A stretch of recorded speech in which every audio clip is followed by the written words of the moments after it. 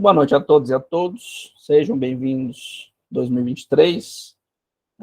Nós temos hoje dia de Reis, né, dia 6 de janeiro. Nós vamos começar o nosso minicurso de Histórias da Filosofia Ocidental, que é um panoramas que eu tenho feito com um colega, já tem algum tempo, e agora a gente está fazendo panoramas da filosofia de assuntos mais específicos, né? Provavelmente vai acontecer um de fenomenologia esse ano também, que é a especialidade dele. A minha vai ser mais filosofia, metafísica antiga e contemporânea. Eu vou explicar por que essa combinação estranha, né, que é o antigo e contemporâneo. Nós vamos ver isso já já. Para quem não me conhece, eu sou o professor Otávio, eu sou doutor em filosofia, literalmente o diploma número 1 do doutorado da UNB, que foi criado poucos meses antes de eu entrar, e eu consegui ter essa honra de conseguir formar o primeiro doutor em filosofia da Universidade de Brasília. E hoje nós já temos uma nota muito boa, né? A CAPES já fez avaliação, então está um período interessante de fazer pesquisa na filosofia na Universidade de Brasília. Eu vim do direito, né? Depois eu fui para a filosofia, depois eu fui para a teoria do direito, depois eu fui parar em uma coisa que eu não sei explicar para vocês, porque nem a banca entendeu, que é metafísica, realismo complexo, mas tudo isso é muita coisa, né? Eu passei recentemente a pensar como que tem tantas coisas que podem ser ditas e abraçadas, em certo sentido, e que já foram ditas em alguma maneira, né? Tem um sociólogo português, o grande Boaventura de Sousa Santos. O Boaventura ele tem um texto que chama Crítica da Razão Indolente contra o Desperdício da Experiência, né? É o subtítulo. E isso sempre me chamou a atenção, por que a gente estaria desperdiçando experiência, né? E todos os questionamentos metafísicos que eu fiz no meu doutorado, eu percebi que praticamente todos, né, com exceção de poucos, você pode encontrar na filosofia greco-romana, né? Então você não vai ter você não tem um assunto específico que se resume a esse tipo de filosofia. Por quê? Porque quando nós estamos falando de filosofia greco-romana, nós estamos falando de 1.500 anos, né, de investigações. E isso, às vezes, deixa o aluno, a aluna, né, o pesquisador, um pouco desanimado, porque é muita coisa, né, para ser coberta, e a pessoa pensar, não, vamos pular logo para a filosofia contemporânea, porque o que é passado, passou, né? Isso é um preconceito, nós vamos conversar agora mesmo, um pouquinho mais sobre ele, tá? Esses são os tópicos que nós vamos conversar hoje, tá? E estava, antes de começar a gravação, contando um caso para vocês, de por que eu fui parar na filosofia antiga, né, filosofia clássica, né, as pessoas chamam. A gente fazia traduções, né, no grupo de grego, com o professor Rodolfo, esqueci o nome dele, mas era um professor português, a gente chamava ele de Rudolf. Aí a gente escrevia os textos assim em grego para a gente no quadro, e a gente ia desmontando a frase, né, para ver o que queria dizer depois, propõe uma tradução. E tem uma palavra, vou escrever aqui no chat para vocês, tá? Essa palavra aí, fero, é a palavra que talvez deslocou minha atenção. Essa palavra fero, ela significa deslocamento, é um verbo, tá? Significa deslocar, significa ir, vir, levar, trazer. Aí eu me lembro do professor falando assim, essa palavra é o pesadelo do tradutor, porque você nunca sabe se está indo ou se está voltando, né? Você nunca sabe se é trazer ou se é levar, né? E isso caiu um pouco na minha cabeça, porque eu conversei com ele e falei, isso significa que na linguagem grega é orientada ao objeto e não ao sujeito que fala? Para quem não conhece o meu trabalho, eu sou uma pessoa que tem uma crítica muito contumaz à modernidade como ponto de partida obrigatório ou como ponto de chegada inevitável. E todas as metafísicas da intersubjetividade humana são maneiras que os modernos sentem, né, e pensam para poder fazer ou deixar de fazer as coisas no mundo, né? Então, pensar uma língua que não é centrada no falante, mas sim no objeto, isso mudou muita coisa que eu fiquei interessado e eu comecei a dedicar o estudo para as filosofias greco-romanas. Também há uma questão de interesses pelas religiões, mitologias antigas, que nós vamos falar já já. Eu não gosto de começar a filosofia antiga sem falar disso aí, né? Porque nós não temos, no Brasil, o costume de lidar com a filosofia greco-romana de uma maneira um pouco mais acadêmica. Como assim, Otávio? Tem estudos muito chiques? Sim, esse é o problema. Os estudos chiques, eles geralmente vão capitalizar na ideia de milagre grego, né? Que o Tales de Mileto estava tropeçando na pedra, a filosofia veio. Isso é um pouco tolo, né? Isso, na verdade, encoberta uma série de questões sobre a origem do pensamento e, na verdade, estão tentando encobrir quem pode pensar. Esse é o principal problema, né? Então, o problema não é dizer existe uma coisa original nos gregos. Existe. Existe no brasileiro, existe no indiano, por que não? Agora, por que só o grego é um milagre? Né? Nós vamos começar a ver de onde que veio essa tese a partir de já já. Eu coloquei esse mapa aí para vocês terem uma noção do mundo mediterrâneo, né? Do tanto de tribos e pessoas e povos. E esse mapa aí, se eu não estou enganado, ele é de 1000 ou é 1200 a.C., e veja, o Egito já estava na 21ª dinastia. Inacreditável, né? Ou seja, o mundo estava praticamente começando, vocês têm reinos e impérios, né, na Mesopotâmia, e você tem, aqui no Egito, né,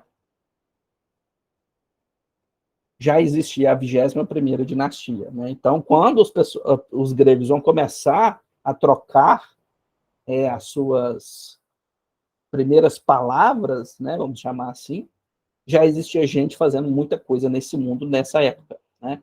E devemos sempre lembrar que as migrações humanas saem da África para o restante do planeta, e eu estou pensando aqui mais ou menos 3 milhões de anos antes de Cristo, quando começam a aparecer os primeiros Homo sapiens, né, na região que a gente hoje chama de Grécia. Né? Eu não vou saber lembrar do nome tem o Uranopithecus, o Grecopithecus, o Macedoniensis, não sei o quê, eu não vou me lembrar os nomes científicos. Mas, geralmente, as pessoas dividem esse período que eles chamam de acerâmico, né, que os gregos ainda não tinham feito aquela cerâmica, aqueles vasos, né, pelos quais eles são conhecidos. Esse primeiro período ele vai ser centrado nas ilhas, né, porque é a parte mais próxima. Né? Imagine aqui, se você está saindo aqui da África, provavelmente pelo rio Nilo, você vai parar por onde? Israel, nos reinos da Síria, da Babilônia, nessa região dos frígios e nessa região das ilhas gregas. Essa serão as primeiras regiões habitadas, né, por essas pessoas, e são pessoas que estão próximas do que hoje nós chamamos de cultura cicládica. Cicládicos são as ilhas, tá? São várias ilhazinhas, depois a gente vai ver o mapa, até para ficar um pouquinho mais interessante. E a primeira civilização, no sentido de ter uma estrutura, de ter códigos de leis, de ter trocas comerciais e de ter certa projeção de generalização de expectativas, vai ser na ilha de Creta. E a ilha de Creta é uma ilha antiga pra caramba, onde nós vamos ter os primeiros coletivos desse lugar que são organizados de uma forma um pouco mais complexa do que as primeiras tribos da região. Tá?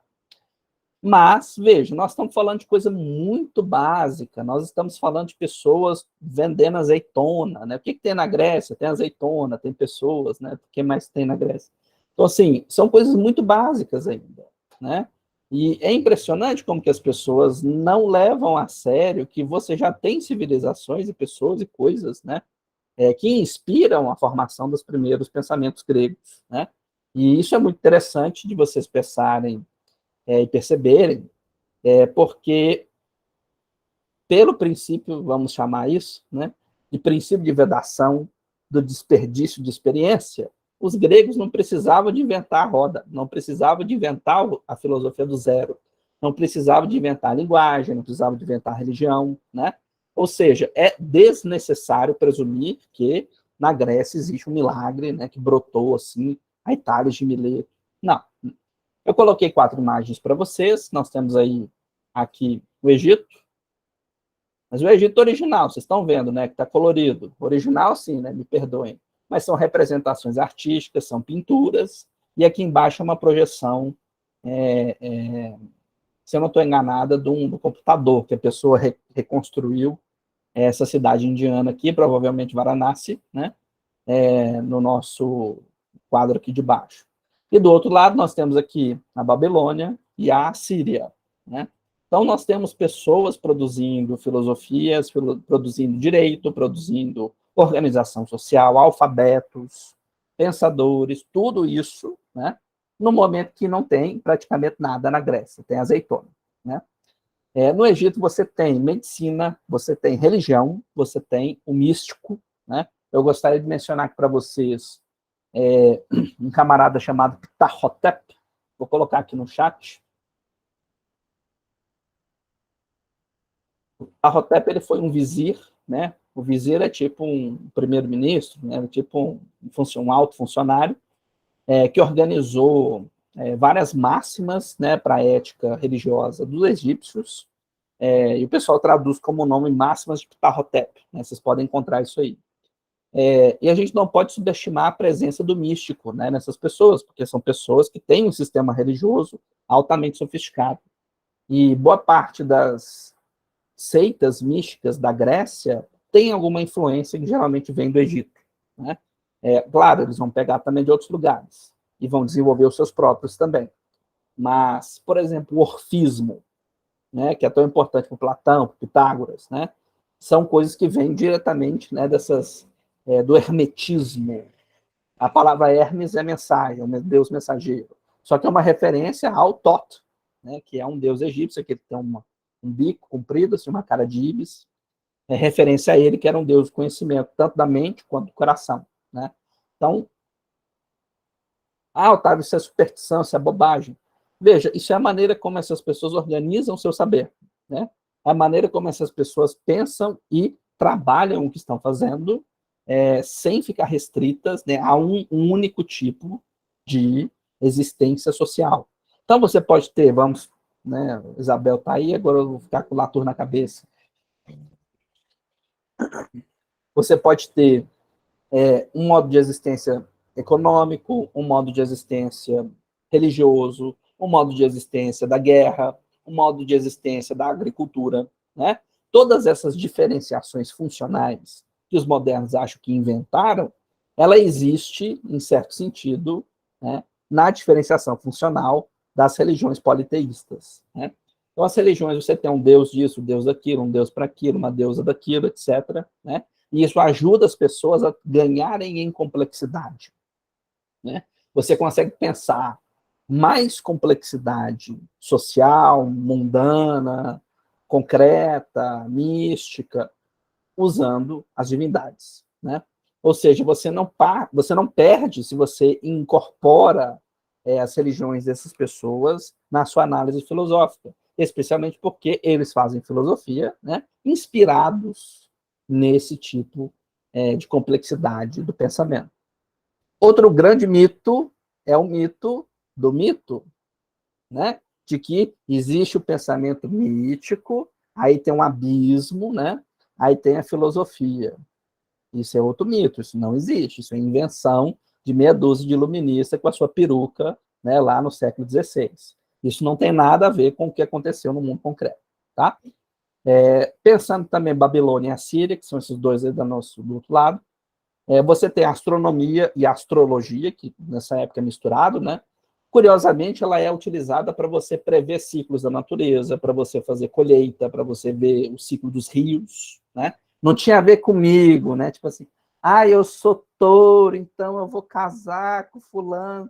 Não, não tem a ver com isso. Essas pessoas usavam os astros para prever eclipses, colheita, quando era a melhor época de plantio, quando que você vai poder fazer isso, aquilo, né? Ou seja, quando essas pessoas estão trabalhando, eles trabalham orientados ao objeto. Elas trabalham orientados ao concreto. Não trabalham orientados ao que eu penso, que acho que eu sou. Tá? Importante, claro que a língua egípcia é muito importante, né? Só que o nível de analfabetismo ainda era muito grande, né? Já na Babilônia e na Assíria, havia certa popularização um pouco maior das línguas, tanto das línguas do cotidiano, como das línguas clássicas. Existiam duas línguas clássicas, né, no Oriente Médio, nessa época, que é o sumério, da primeira civilização, né, que a gente tem notícia até o momento, e o acádio, né? O sumério é uma língua isolada, ninguém sabe muito bem como que ela funciona, é difícil pra caramba, inclusive. O acádio já é uma língua semita, né? Ela parece um pouco com o hebraico, com o árabe, né? Com o babilônico, com o assírio, só que ela era considerada mais clássica, né? Ela é mais elevada, ela era considerada, vamos chamar assim, mais rebuscada. Isabel, quer falar alguma coisa? Isabel Eu não levantou. entendi se é lacádio ou acádio. Acádio. Tá. Isso.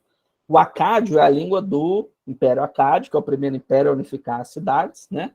E ele institui os primeiros sistemas de administração, né? Isso é uma coisa muito interessante. O pessoal do Oriente Médio, inclusive isso vai passar para a Pérsia também, eles são muito focados na ideia de administração pública, né? De novo, a República que inventou é romano. Mais ou menos. Tem, claro que tem República Romana, mas a ideia de que o governo, o Estado existe para facilitar, para criar expectativas para os cidadãos, na época também tinha escravo, infelizmente, né? Mas você tinha um Estado organizado para prover serviços, correio, irrigação, para você ter armazéns públicos, justiça, você ter julgamentos, né? Eles não inventaram, mas exatamente o nível de detalhamento que os assírios e os babilônios vão dar, né, a essas administrações públicas vai inspirar as pessoas, né, por milênios por vir. Né? E na Índia, esse último aí, que é uma recriação de computador, vem especialmente a matemática aritmética. Algumas pessoas falam assim, a geometria veio do Egito e a aritmética veio da Índia. Já ouvi algumas pessoas dizerem isso. Por exemplo, existem vários munis, o muni é como se fosse um sábio mendicante, né? Existem vários munis na Índia que já tinham calculado, né, aquele teorema de Tales, teorema de Pitágoras, teorema do não sei o quê, né? Geralmente associado com a matemática aritmética. A noção de geometria dos sólidos geométricos, área, plano, círculos, isso geralmente as pessoas associam com o Egito, por causa das construções gigantescas. E isso é uma questão muito peculiar. Na Índia não tem construções gigantescas, mais ou menos antes do ano 1800. Né? As pessoas tinham coletivos, né? Eles se organizavam, mas não tinha essa noção de, tipo, igual essa aí na nossa imagem, o zigurate, né? Tipo um templo muito gigante, um palácio muito suntuoso. Isso não era muito comum na Índia nessa época. Com todas essas pessoas, egípcios, babilônios, assírios e indianos, surge a noção de que existe uma realidade além do sensível. Todo mundo sabe que isso aqui é praticamente o ganha-pão do filósofo e do teólogo. Né? Religião e filosofia funcionam exatamente tentando entender o que há de real para além do que eu estou vendo aqui agora. Né? Para além do sensível que me cerca neste presente momento. Ou seja, são pessoas que já estão produzindo coisas, né? Veja aqui esse outro mapa. São pessoas que já estão produzindo ideias, sugestões, calendários, ministério, fala aí, Ministério do Planejamento. São pessoas que já estão produzindo coisas e refletindo acerca disso, né? Há muito tempo, né? Há um tempo considerável. Aqui nós já temos os caldeus, nós já temos aí o Egito, e ali, vejam aqui no nosso cidades-estados gregas. Aqui nós já temos mais ou menos o ano 1000 antes de Cristo, que as pessoas chamam de Era do Bronze, onde vão começar a ter uma série de migrações que vão mudar, né, a configuração do planeta em diversos povos que não são apenas, né, os povos originais.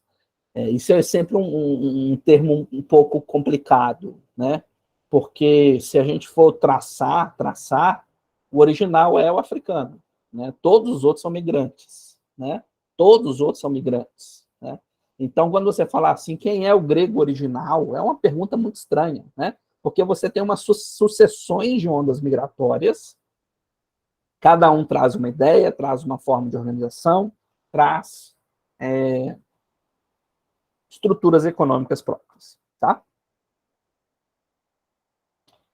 Eu coloquei para vocês agora sobre as colônias. Eu quero chamar a atenção para a noção de que não existe o Império Grego. Já pararam para pensar nisso?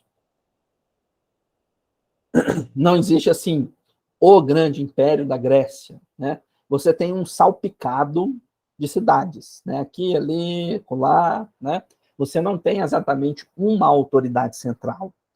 Quem fez o curso comigo de Índia deve se lembrar que isso era muito comum também na Índia, né? Você tem uma cultura comum, né? Uma religião mais ou menos comum, valores mais ou menos comuns, mas não existia uma unidade política, né? Tipo, o Império, capital, Atenas, né? Especialmente nesse primeiro momento, onde nós temos colonização de povoamento, geralmente para, né, adivinhem, trocar azeitona, né, trocar azeite, né, pegar madeira, peixes, que as pessoas associam, né, a dieta mediterrânea com uma dieta bem saudável, né, mas o pessoal vive disso aí já tem um tempo. Eu quero chamar a atenção para vocês, mais ou menos dessa ilhazinha aqui, que está aí no mapa, eu selecionei para vocês, é a ilha de Creta. Aí vai ser o primeiro grande centro urbano, né, dessa região, que hoje a gente chama de Grécia. Tá? Vamos ver um pouquinho mais sobre eles agora. Na ilha de Creta, surge o primeiro palácio, que as pessoas chamam de Palácio Ocidental. Esse é um nome complicado, né? Porque a gente tem essa noção de que o Ocidente começa na Grécia. Não sei, talvez sim, talvez não, talvez são começos um pouco distintos, né? A gente pode pensar, debater isso um pouco mais no final. O que seria um palácio ocidental? Eles chamam muito a noção de uma lareira comum. Segundo esses relatos arqueológicos, na ilha de Creta é a primeira vez onde aparece a noção de um grande hall, né, aqueles salões muito grandes, com com um salão comunal. Né? Geralmente, quando você vai nos palácios do Oriente Médio, da Índia, da China, dizem eles que, né, os mais antigos não contêm esse elemento. Para mim, parece um pouco forçação de barra, né? Tipo assim, o Ocidente começa porque tem uma lareira. Né? Eu acho meio viagem, para ser sincero, mas o estilo do Palácio de Creta, né, que a capital chamava Knossos, o estilo desse palácio acaba pegando, né? E os gregos, os romanos, né, e todos os outros posteriores na Europa vão imitar, né, a forma de organização desse palácio que nós estamos vendo aí na nossa imagem. É muito interessante porque os minoicos, né, o pessoal chamava de Minos, minoicos ou Creta, na ilha de Creta é mais fácil. Essas pessoas, eles têm uma língua que ela é indecifrada até hoje, né?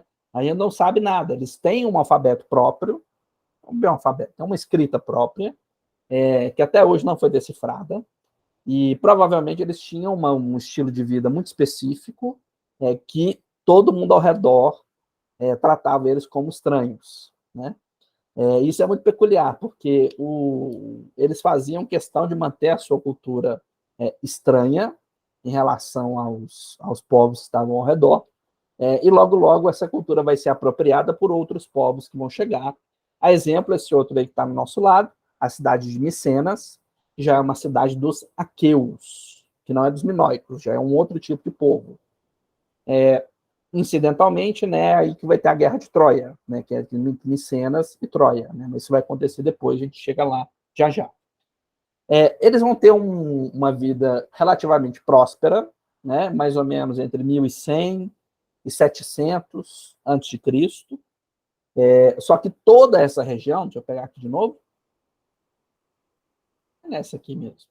Toda essa região que eu selecionei, ela vai ser completamente devastada pelos chamados povos do mar. Quem é esse povo do mar? Não sei. Ninguém sabe. Né? É um povo que veio, saqueou todo o Mediterrâneo e voltou, Deus sabe para onde, e sumiram. Né? Aí então, as pessoas falam assim, o colapso da Era do Bronze está associado a esses tais de povos do mar, né? Que ninguém sabe de onde veio, para onde foi, e há uma destruição em massa, né, em toda essa região aí que eu mostrei para vocês, incluindo, né, no que seria depois Israel, no Egito, na Grécia, né, toda essa região aí vai ficar praticamente devastada, né, quando essa galera chegar. Esse é o período que é interessante, porque é um período onde surge a primeira idade das trevas, né, da Grécia. É um período muito... eu só troquei as datas um pouquinho. É antes do ano 1100 que o povo de Creta vai florescer. Entre 1100 e 750, que vai ser a Era das Trevas. O que é a Era das Trevas?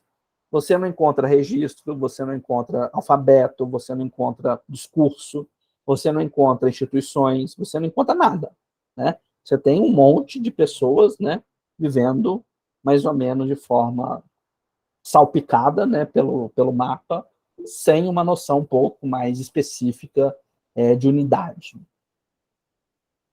Nessa época, começa aquelas, vamos chamar assim, aqueles relatos, né, aqueles relatos muito bonitos, né, que a gente não sabe se é real ou não, né, do Homero e do Hesíodo. Para quem não conhece, o Homero é um cara que provavelmente existiu ou não existiu, tem jeito de saber, provavelmente não existiu, ou se ele existiu, era uma figura que talvez não tinha tanto a ver, né, como a gente pensa hoje, e ele é a pessoa que faz dois grandes relatos orais. Né? Nessa época não existe o costume de se escrever coisas, né, na Grécia. Lembrando, né, que no Egito, na Índia, na China, já tinha escrita, já tinha Estado, já tinha filosofia há muito tempo. O Homero ele cria dois grandes trabalhos. Primeiro, a Ilíada. A Ilíada conta só um pedaço da Guerra de Troia. Lembrando, a Guerra de Troia, Troia é uma cidade mais ou menos aqui, deixa eu pegar o mapa.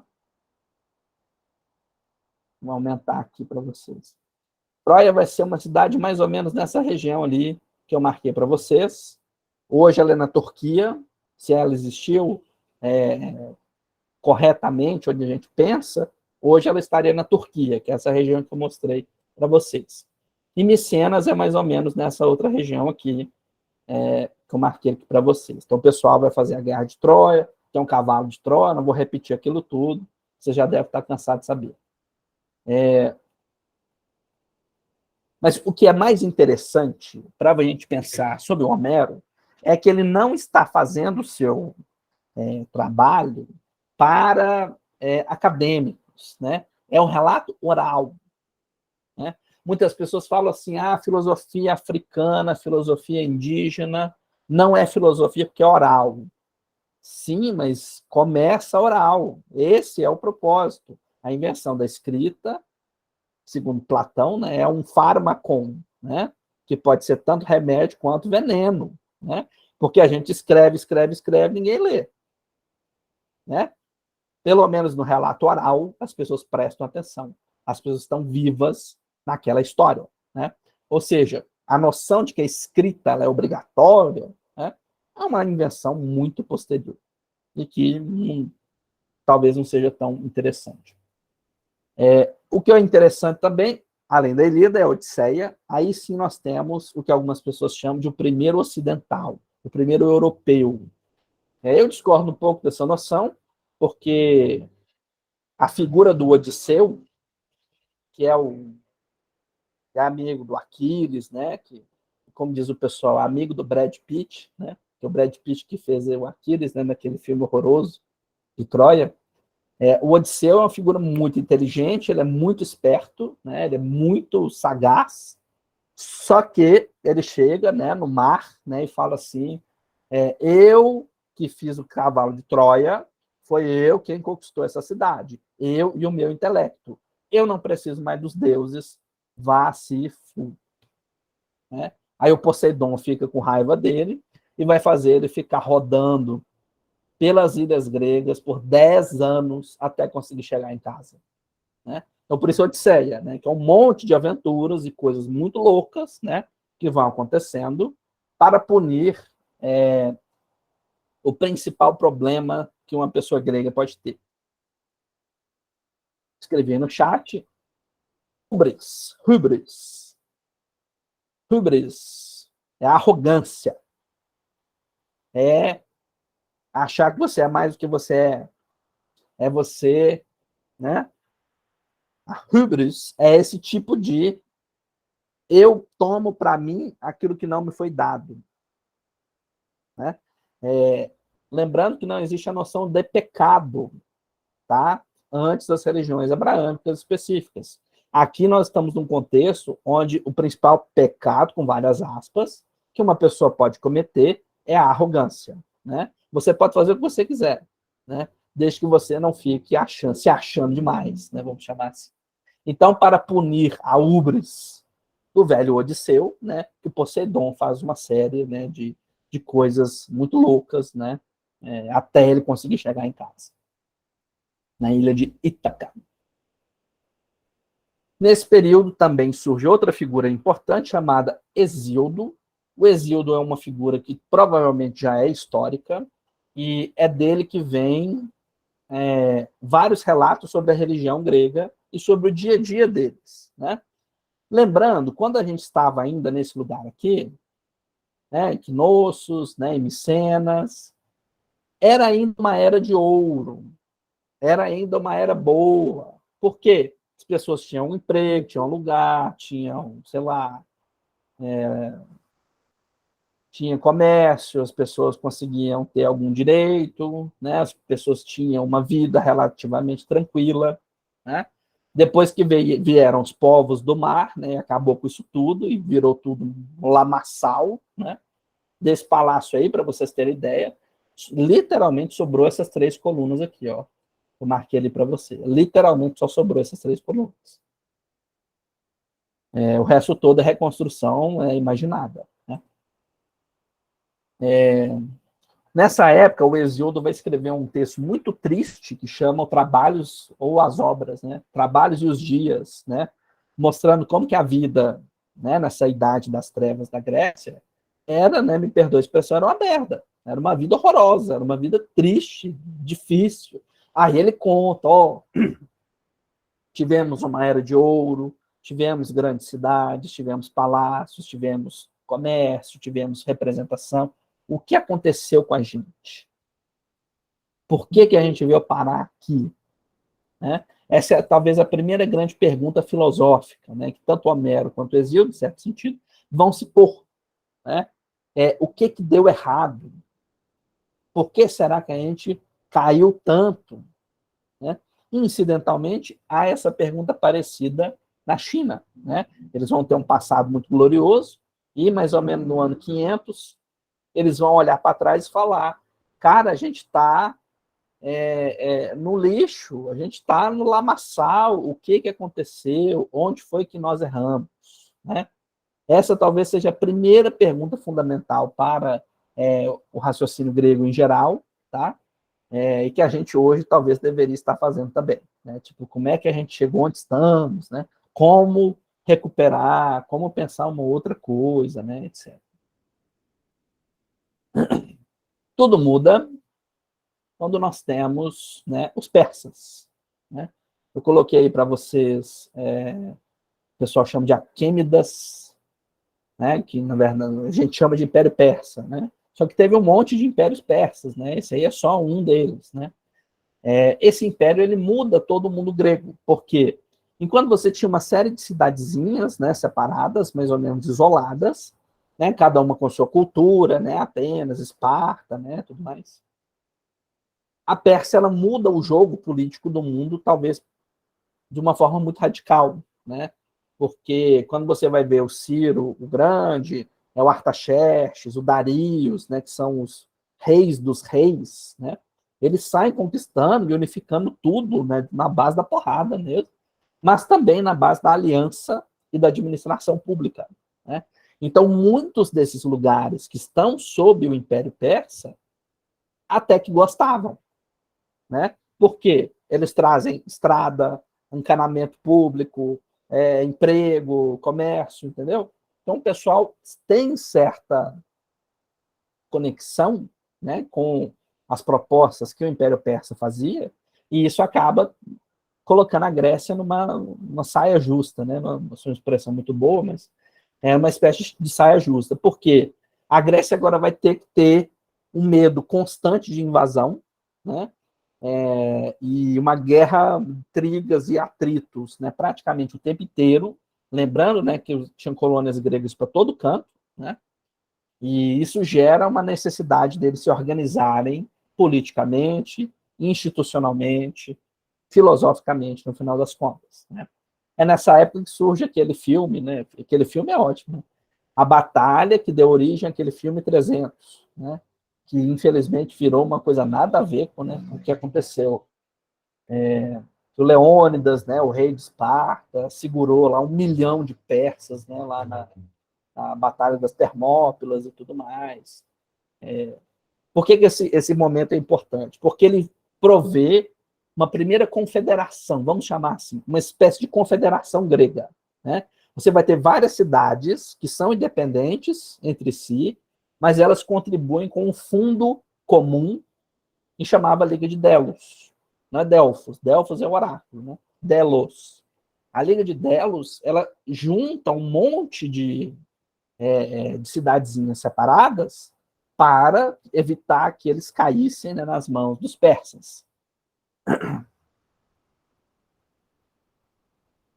Aí existe a grande pergunta: se os outros povos estavam mais ou menos, bem mais ou menos, tá? Não exagero o que eu estou dizendo, mais ou menos satisfeitos em pertencerem ao Império Persa, por que os gregos não queriam? Né? Isso talvez surge, né, uma noção importante aqui para a gente.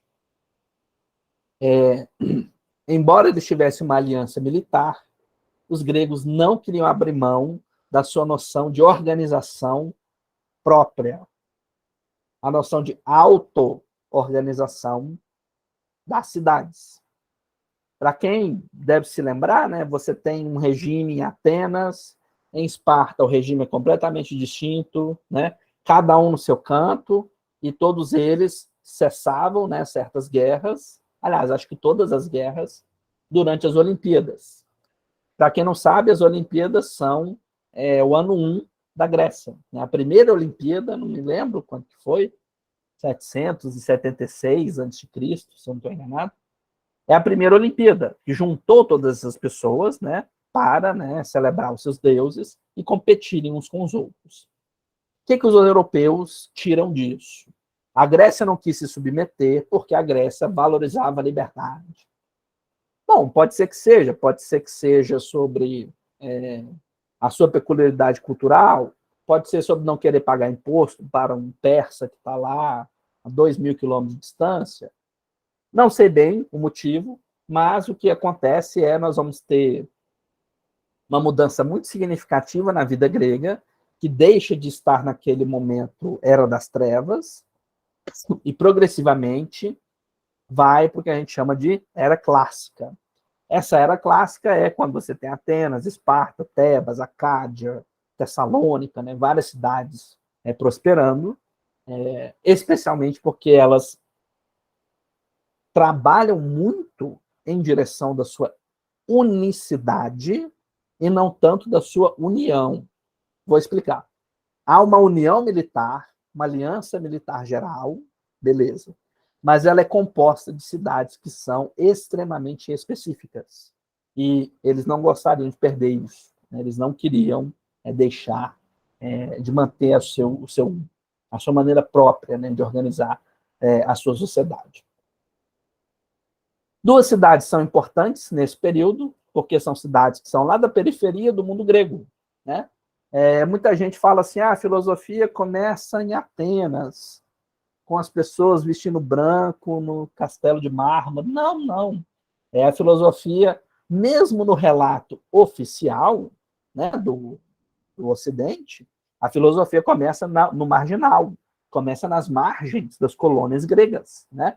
São colônias que estão o tempo todo tendo que pensar estratégias, tendo que pensar maneiras de se organizar, leis, maneiras de pensar a agricultura, o comércio, de uma maneira diferente daquelas cidades que são muito chiques, né? De Atenas, Esparta, né, etc. Mileto e Éfeso, né, são duas cidades, nós, obviamente, a escola de Mileto, né, o Tales, o Anaximandro, o Anaxímenes, e Éfeso é a cidade do Heráclito, né? Mas são duas cidades que hoje estão, né, na Turquia e vão ter que fazer malabarismo para não serem conquistadas. Éfeso, no final, vai ser conquistada, Mileto, não. Não exatamente como foi em outros lugares.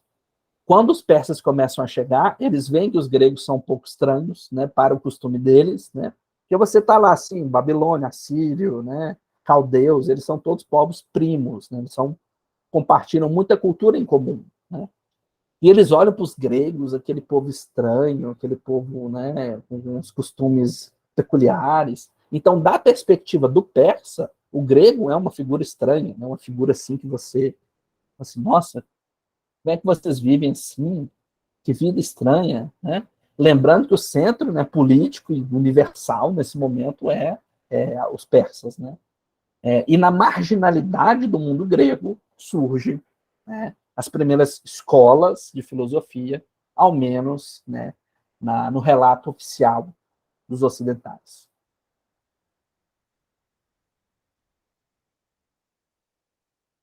É interessante que o Tales de Mileto ele era antes pensado como estrategista, como militar, como engenheiro. E, por último, filósofo, né? A sua grande contribuição, além do Teorema de Tales, né, depois de matemática, a sua astúcia diplomática de organizar um regime de semi-autonomia para a cidade de Mileto, desde que pagassem lá alguns impostos, né, para a Pérsia. Mas ele decide não invadir, não fazer guerra, ele encontra um acordo comum, né, para ambos, e a cidade de Mileto permanece livre, né? Então ele era celebrado muito mais pelo seu feito diplomático do que ter falado, ai, tudo é água, né? Na verdade, a sua celebração era na sua astúcia, na sua diplomacia, e não tanto na aguinha, tá? O templo em Éfeso existia um grande templo, né, que era o templo de Ártemis, que é a deusa da agricultura, da caça, a deusa do selvagem, né? Só para contar para vocês, né? É um templo onde ele vai ser queimado por um cara chamado Heróstrato, que ele nunca fez nada, mas ele falava assim, eu não tenho chance nenhuma de ser uma grande pessoa na vida. Sabe como que eu vou entrar para a história? Queimando o templo de Ártemis. Ele só fez isso na vida. Então, assim, ele só cometeu um grande crime para ser lembrado, né, para todos os tempos. Enfim. Só para mostrar para vocês que o contexto do surgimento dos pensamentos gregos, das cidades, estados gregos, não pode ser separado do mundo em que eles vivem, né? Não apenas Índia, Babilônia, Síria e Egito, agora, né, com a introdução administrativa e militar dos persas, né? Ou seja, pensar que essas coisas não têm influência no pensamento grego é muito estranho, né? Então, você tentar fingir que essas coisas não aconteceram ou simplesmente ignorá-las, não dá muito certo. Eu organizei para vocês uma listinha de problemas e desafios do estudo da filosofia greco-romana, né? Todos eles estão conectados, tá? Mas vocês podem sempre pensar que um pode se manifestar mais ou menos, né, alguma coisa.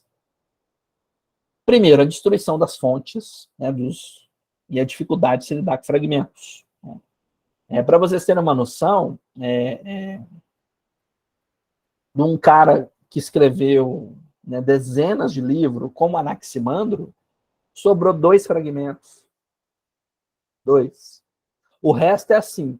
Eu ouvi dizer que fulano leu, não sei aonde, que o Anaximandro disse aquilo. Né? Vira tipo telefone sem fio, vocês já brincaram disso quando na infância? Né? A pessoa conta uma coisinha, vai passando. Né? É muito difícil você fazer isso Quando o texto está completo, já é difícil, né, gente? Agora imagine, quando você tem um monte de fragmentos, você tem um monte de... Qual que é o original?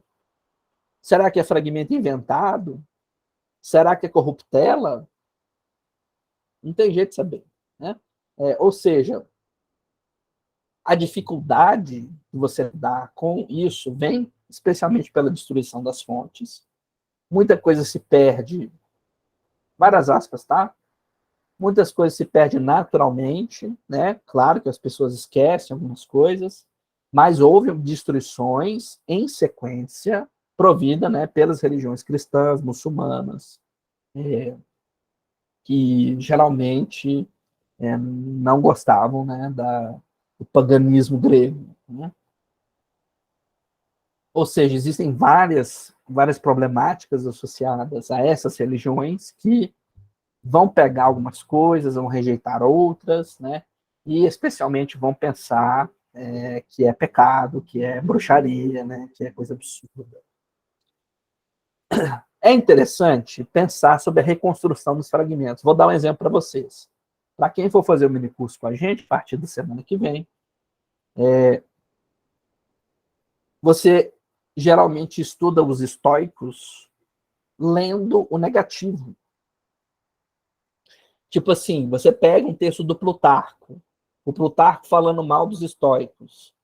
Aí você pega um texto do Simplício, um texto do Ário Dídimo, e você vai vendo que eles estão criticando os estoicos. O que você faz? Você tenta, por isso, reverter o argumento e montar o sistema do estoicismo como se fosse aquele de engenharia reversa, né?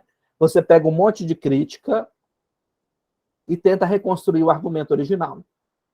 É muito interessante isso, porque você dizer não, Cleantes, do Crispo, não sobrou quase nada, né, que são os fundadores do estoicismo. O que você faz? Você pega um monte de reconstruções, compara com alguns que sobraram, né, por exemplo, o imperador Marco Aurélio, né, o Epiteto, né, que são mais conhecidos, e você vai comparando, né, para você reconstruir o sistema estoico meio que dos pedaços, né, do que sobrou, né?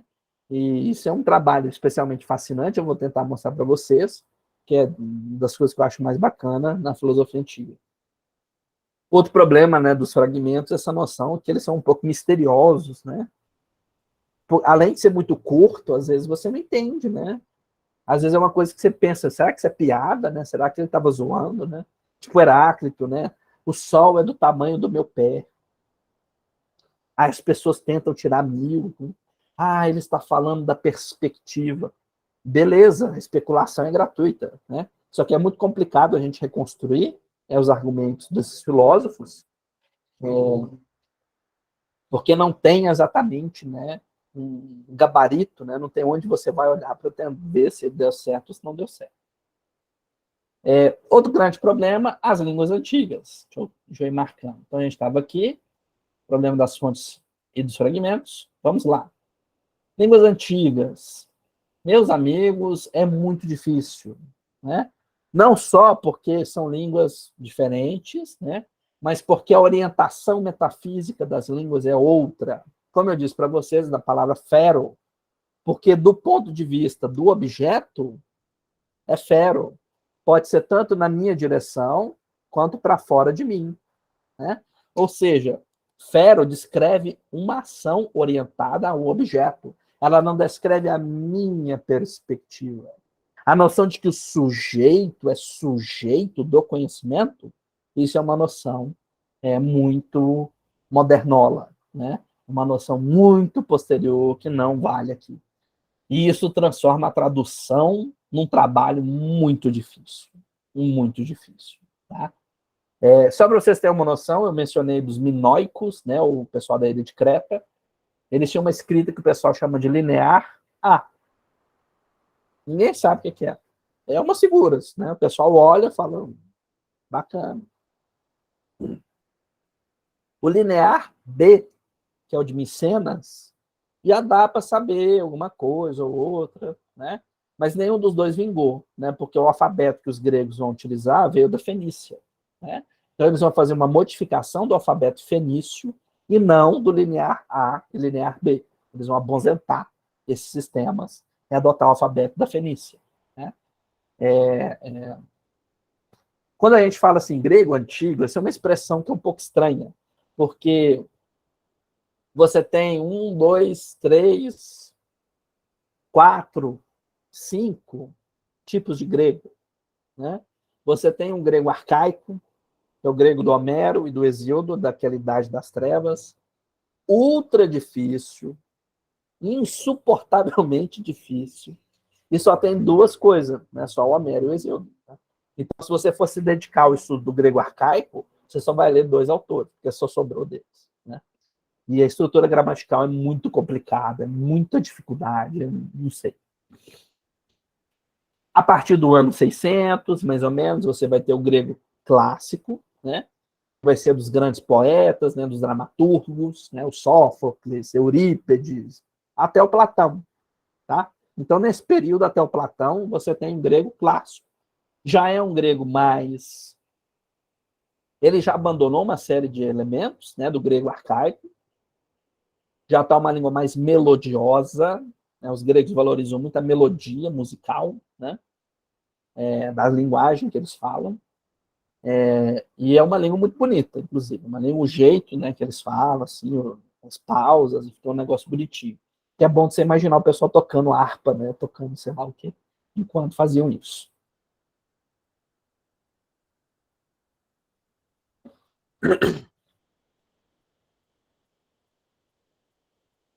De Aristóteles, em seguida, nós já temos um grego chamado grego koiné, que não é um grego clássico. É um grego muito esquisito, resumido, bem básico. É uma invenção, né, dos reis que vem depois do Alexandre o Grande, para popularizar a língua grega, né, no mundo que eles estavam conquistando. Então, o grego koiné já é uma simplificação bem vulgar do ponto de vista, né, do grego clássico e do grego arcaico.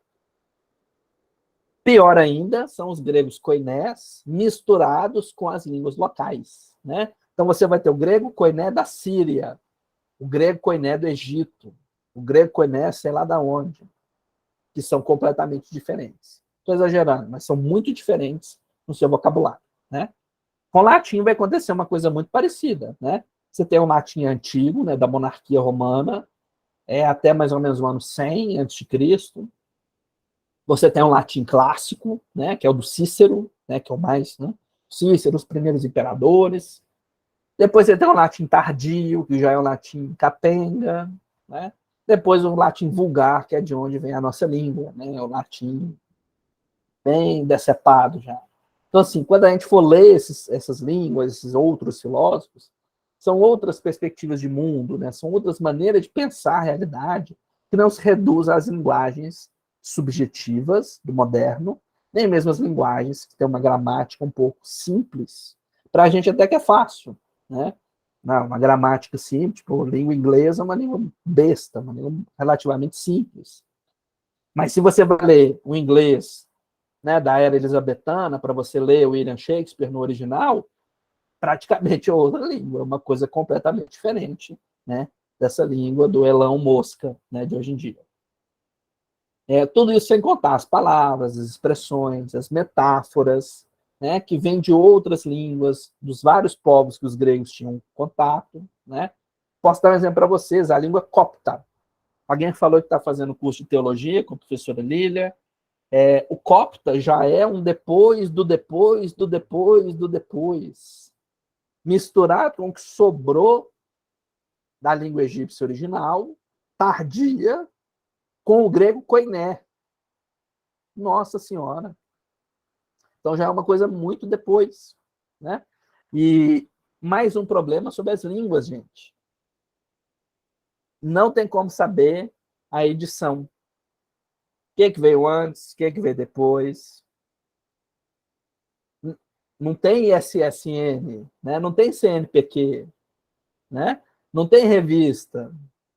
Então, por exemplo, nós vamos ver isso no nosso curso, né, a partir da semana que vem. Eu não sei se vocês leram o cronograma completo, eu coloquei assim, abecedário dos diálogos de Platão. Por quê? Porque o texto que nós temos mais próximo é do século XII, 1.500 anos depois. Não tem como saber qual que veio antes, qual que veio depois. Ah, mas a análise, invenção para cabide de emprego. Não tem como saber. Ah, a metafísica veio antes da ética Nicômaco. Não tem como saber. Tá? Então tem mais essa questão. Não sei se vocês já pegaram o texto clássico mesmo, o original, é tudo em caps lock, né? É tudo em caixa alta, junto, sem espaço, um textão seguido, senhor. Então, se você quer ler o grego original, você vai ter que aprender o grego clássico e aprender a ler um negócio, um pergaminho, né? Um negócio gigantesco, tudo em caixa alta, sem espaço. Dá trabalho. O que eu falo para vocês aqui agora? Não façamos um desperdício de experiência. A gente vai poder aproveitar boas traduções, boas pessoas, boas pesquisadoras, mas sempre com o pé atrás. De que se ele falar assim, isso aqui é assim, pode saber, peraí, né? Pode ser que não seja. Não tem como saber, tá? Isso é uma coisa bacana para quem gosta de anarquismo, né? Para quem for anarquista, porque a filosofia grega tem certa anarquia, né? No seu, na sua maneira de Olha o anarquista aqui. Oi, Desculpa tá eu aí, interromper. tá aí. Dois. Tem certa anarquia na filosofia grega, porque não tem o que manda, o que obedece. Ah, mas Platão e isso é invenção da Idade Média. Para vocês terem uma noção, Aristóteles morre, foram achar a tumba dele em 2015. Ele desapareceu do mapa. Platão morreu de fome na ilha deserta. Não são pessoas que dominam o mundo greco-romano, né? Se você vai ver o neoplatonismo, ele tem muito mais a ver com Pitágoras e com os Vedas da Índia do que com o grande Platão. É uma coisa assim de doido, porque isso nos dá uma liberdade textual muito grande, porque você vai poder ler, interpretar, pensar, propor, especular, né? Sem um gabarito oficial. Tá?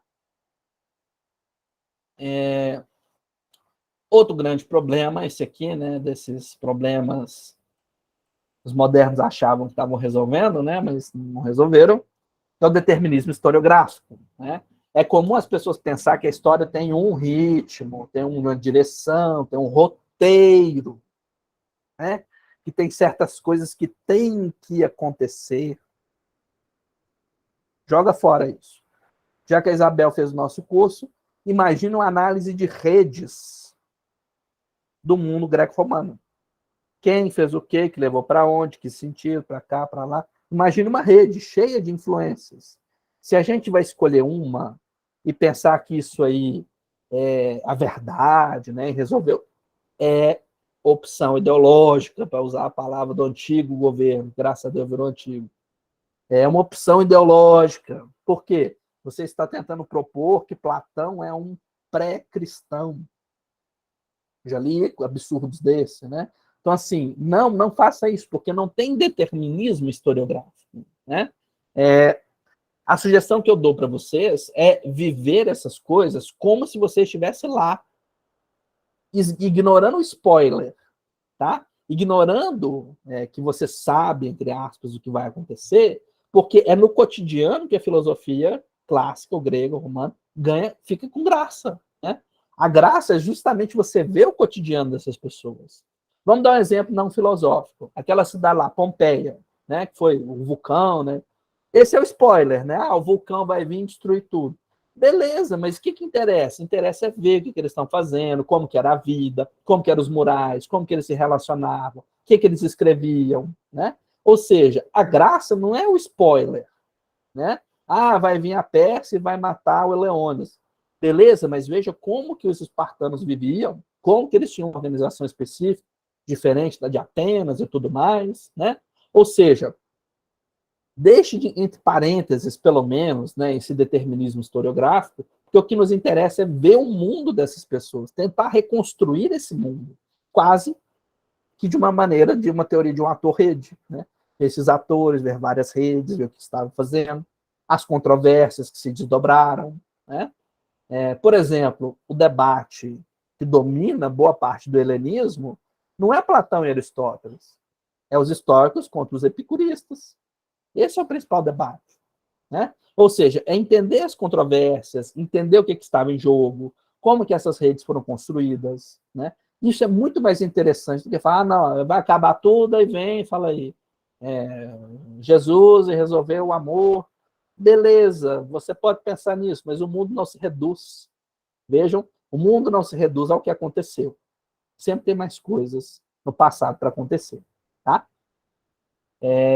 Isso nos leva diretamente aos preconceitos metodológicos, né? Que tem a ver quando a gente adota uma corrente teórica ou outra, né? O que a gente pensa? É o que falaram para Isabel, né? Delimite o seu objeto. Não tem limite do objeto aqui. Esse é o primeiro problema, né? Para você entender Tales de Mileto, você tem que entender Ciro o Grande conquistando os Medos e fundando o Império Persa.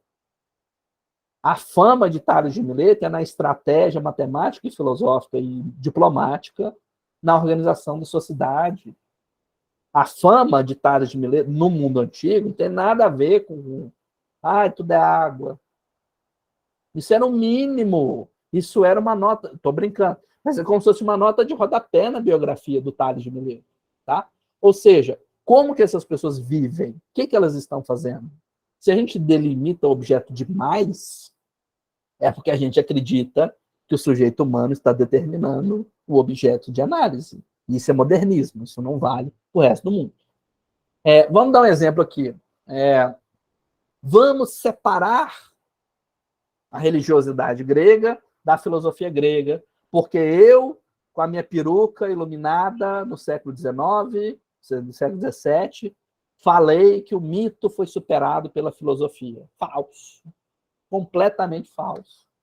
Todos os filósofos que nós vamos ver são filósofos. Tirando Anaxágoras. Anaxágoras talvez seja o primeiro ateu, em certo sentido.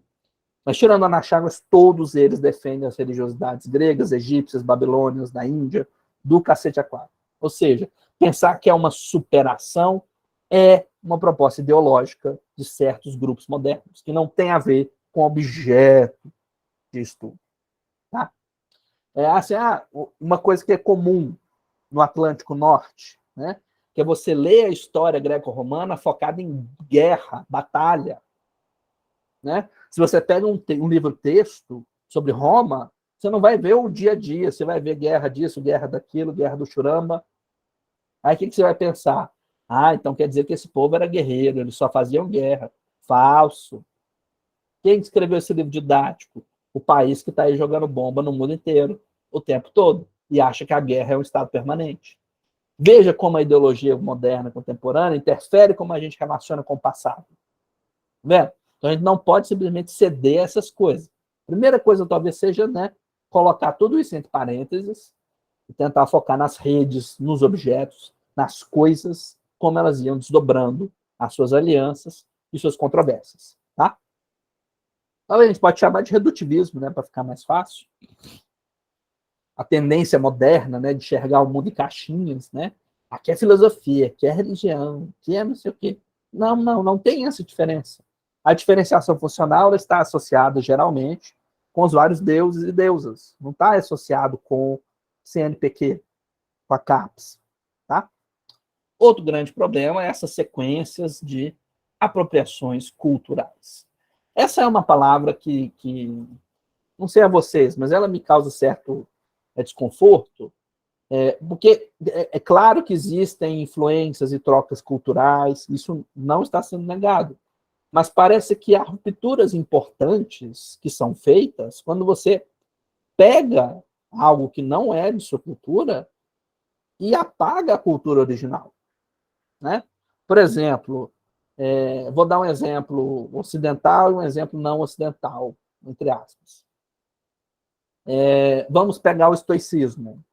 Eu já li vários, minha mãe é uma pessoa religiosa, né? Ela lê muitos padres, né? O padre Inácio Laranhaga, mas também tem outros padres que ela fica lendo, e geralmente aparece aquela noção assim, de que o estoicismo é pré-cristão.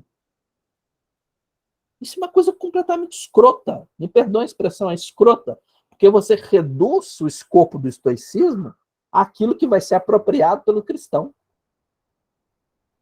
Isso é um estupro cultural. Você está destruindo a complexidade interna de um sistema para que ele caiba nas linhas de interesse dessa ou daquela religião e ideologia posterior. Né? Isso é muito complicado. Vou dar outro exemplo. Imaginem, talvez vocês nunca pensaram nisso, mas você sabia que existe muita treta entre a China e o Japão em relação às artes marciais? Muitos chineses acusam o Japão de apropriação cultural, né, de roubarem os sistemas que eles criaram e botar nomes diferentes. Aí o Japão rebate, né, falando não, não sei o quê. Mas essa questão da apropriação cultural, ela parece ser meio que universal. Né? Sempre tem alguém que vai se sentir roubado e gente que vai se sentir no direito de pegar aquilo que não é seu. Né? Que é a noção de hubris, né, o arrogante. Também pode acontecer outras questões, né? Para quem fez o curso de Índia, deve se lembrar que a relação entre o hinduísmo e o budismo não é uma relação pacífica. Né? Tem alguns hindus que recebem, né, o budismo como uma coisa específica, falando assim, tudo que o Buda falou já estava no hinduísmo. Né? Apropriando, né? Falando, não, tudo já está aqui dentro. E o budista vai falar o contrário. Não, nós estamos indo contra o sistema de vocês. Nós estamos indo contra isso, isso, isso, aquilo. Vocês estão roubando a nossa filosofia e colocando dentro de vocês. A gente não deixou. Né? Então, essas apropriações culturais, elas são perigosas. Né? China, Índia, são civilizações que permaneceram. Né? A gente pensa assim, a Grécia Antiga já acabou, então eu posso pegar e fazer o que eu quiser.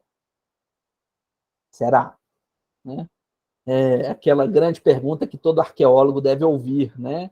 Quando que é o limite entre roubar túmulos e arqueologia? Né?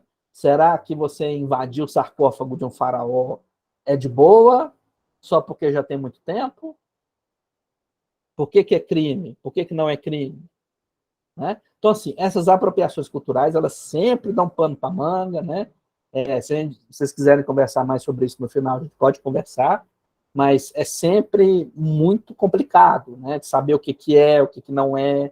Isso geralmente envolve a noção do que é o original, né? Isso dá algum problema. Então, não vamos entrar tanto nisso mais, mas, em resumo, saber separar algo que é produzido nas redes dessas pessoas e algo que é treta, né? Que geralmente é levado para outros cantos, né? Isso sempre dá um problema muito grave. Darei um exemplo filosófico, né? Que nós vamos ver no último encontro, né? Eu gosto de brincar, se tiver o pessoal de teologia aí, me perdoe, mas eu gosto de brincar com Agostinho, né? Que ele pega o Plotino, né? Apaga assim, bem, e escreve Deus. Né? E ele pensa que resolveu todos os problemas filosóficos. Obviamente, eu estou brincando com vocês. Mas eles dão essa impressão, né, de que o neoplatonismo cristão ele faz uma apropriação cultural gigantesca, né, do neoplatonismo pagão original. Né? Mas isso aí vai ficar para a gente discutir ao longo do curso. Tá? Esse último não, essa palavra estranha aqui, whitewashing, eu não encontrei tradução. Se alguém souber, me avisem. Tá? Eu coloquei calagem.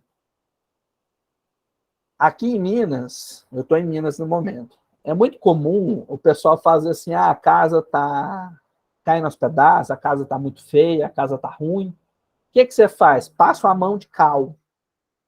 É tipo assim, dá uma arrumada assim, sabe?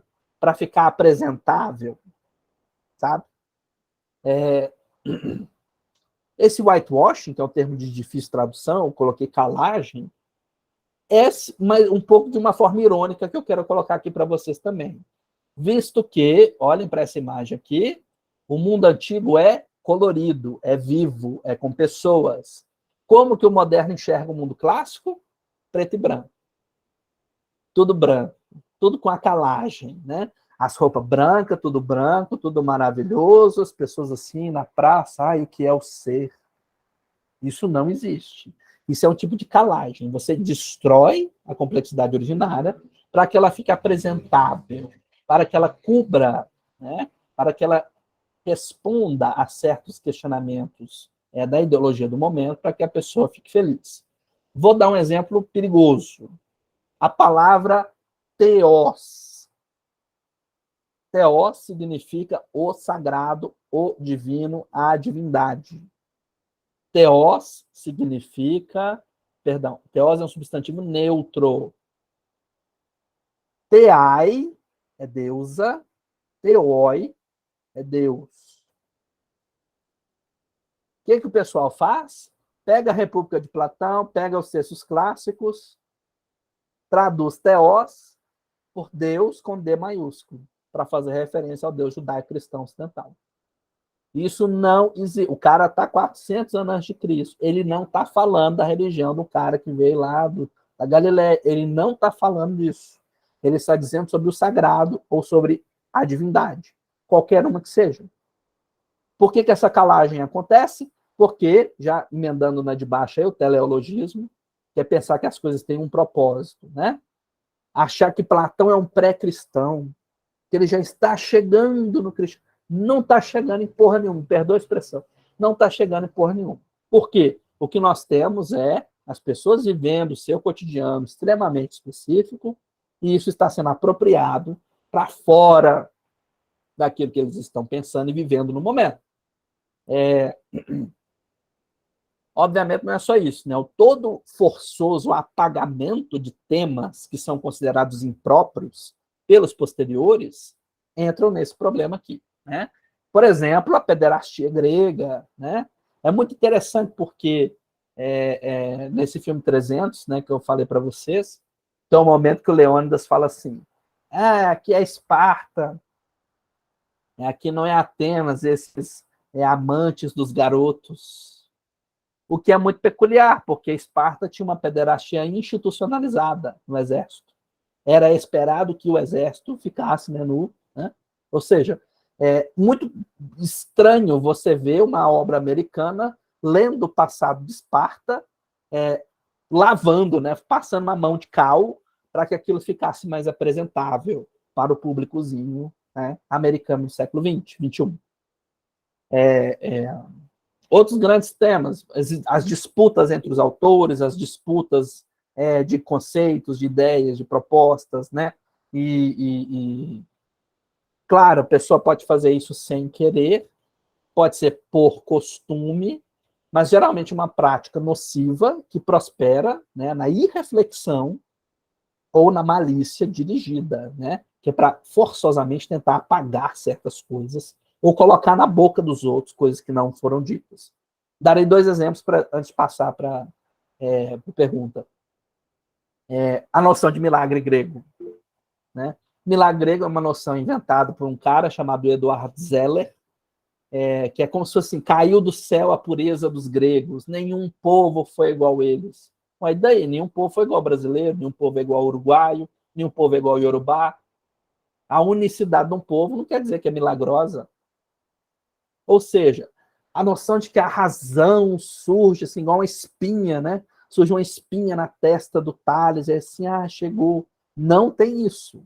Você tem esse monte de influências, um monte de coisas que eles estão preocupados e que é whitewashing, né? A gente simplesmente fingir que essas coisas não existem, que essas coisas não importavam, né? Que essas coisas não fazem sentido. E o outro exemplo, a gente passar para a pergunta, é do professor Anderson Flor, né, aqui da UNB. Ele estava traduzindo o texto da Oyeronke Oyeyumi, né, aquela filósofa nigeriana, só que ela escreveu em Yorubá, né? E a tradução de referência que a gente usava na época era uma do espanhol, horrível. Por que ela é horrível? Porque o espanhol é uma língua generificada. O Yorubá não tem gênero gramatical, né? Então, por exemplo, o óculos, a lapiseira. Por que o óculos é masculino e a lapiseira é feminino, né? Não existe gênero na língua Yorubá.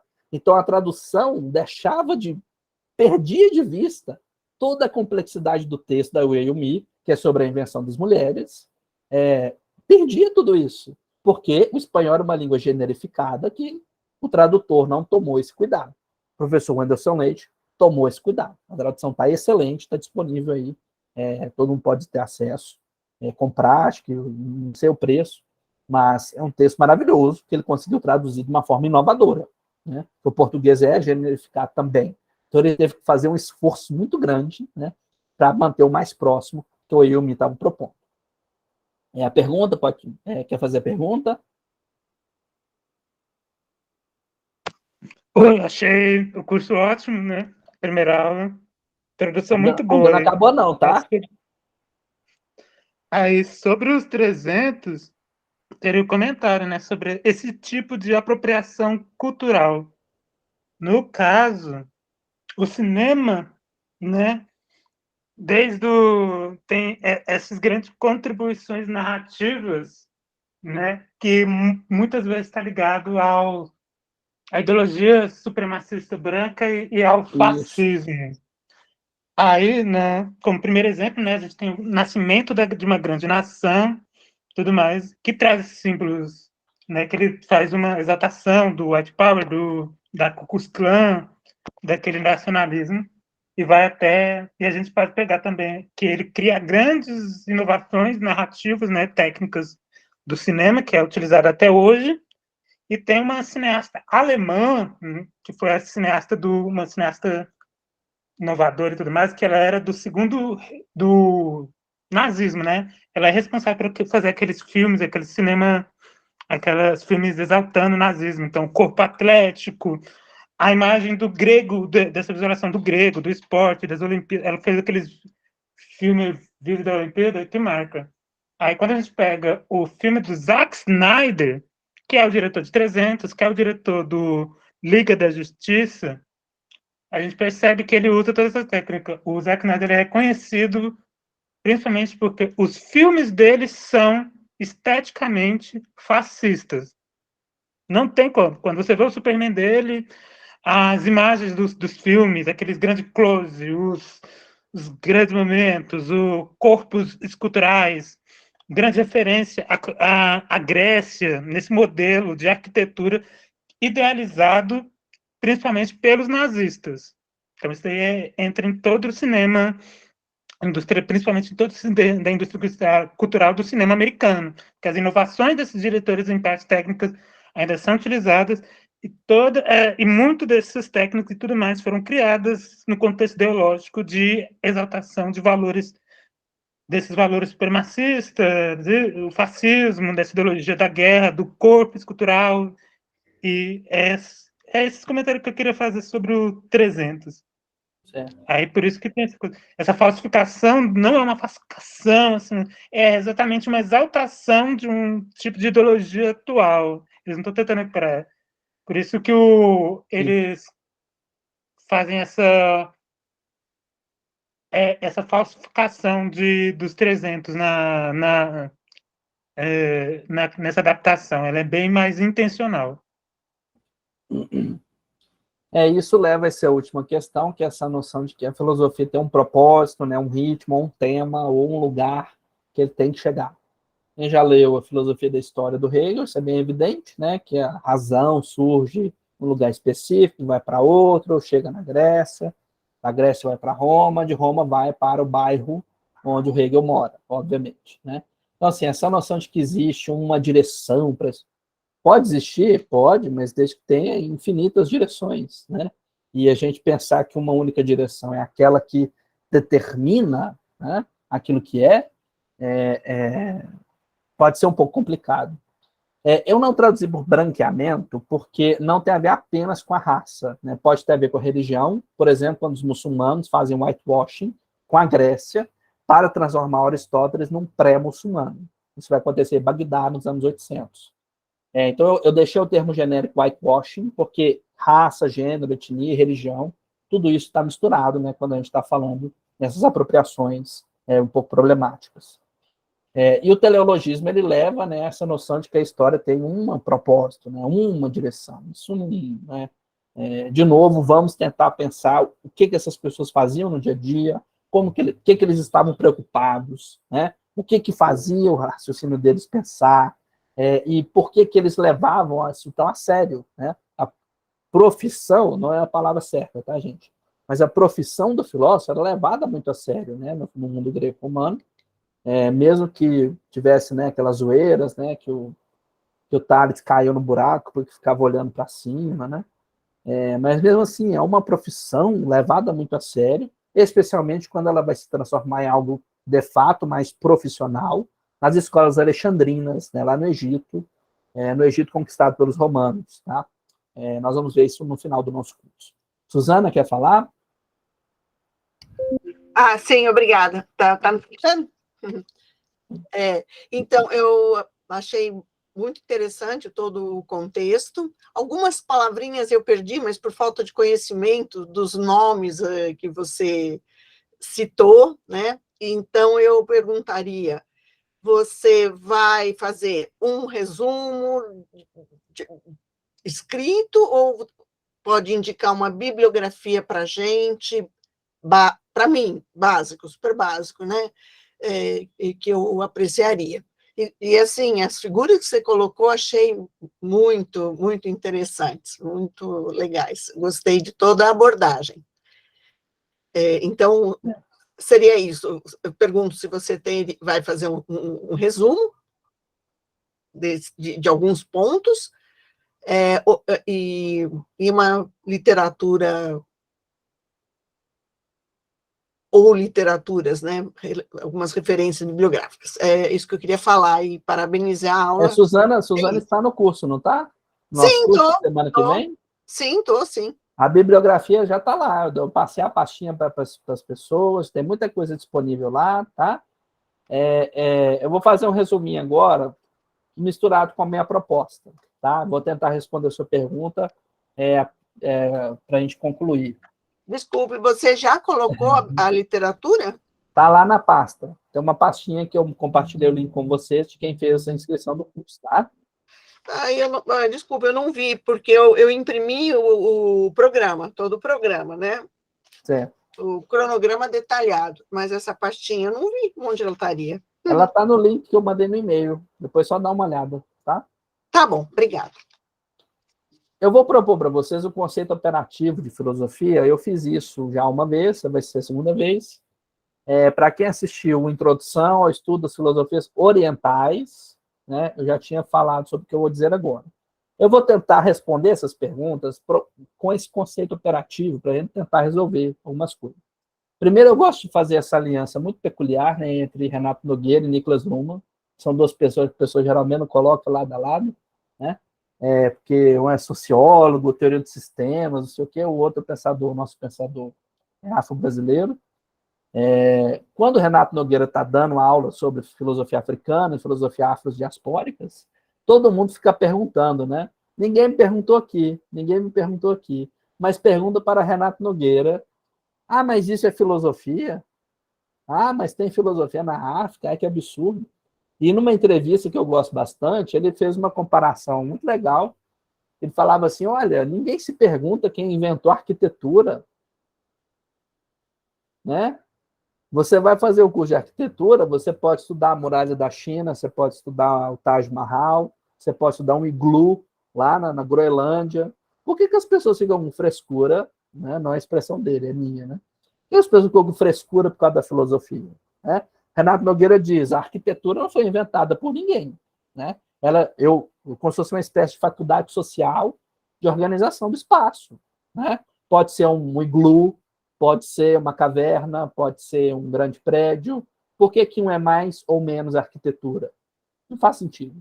Aí ele fala, né, a filosofia também não tem começo, não tem meio, não tem fim. Filosofia é essa faculdade das pessoas refletirem e pensarem. Né?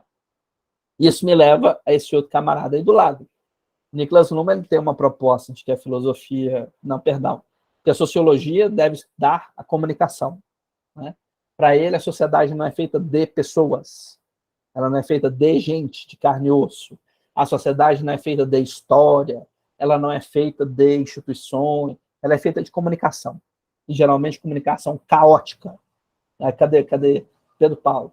Comunicação caótica, coisa louca, um monte de troço montando em cima do outro.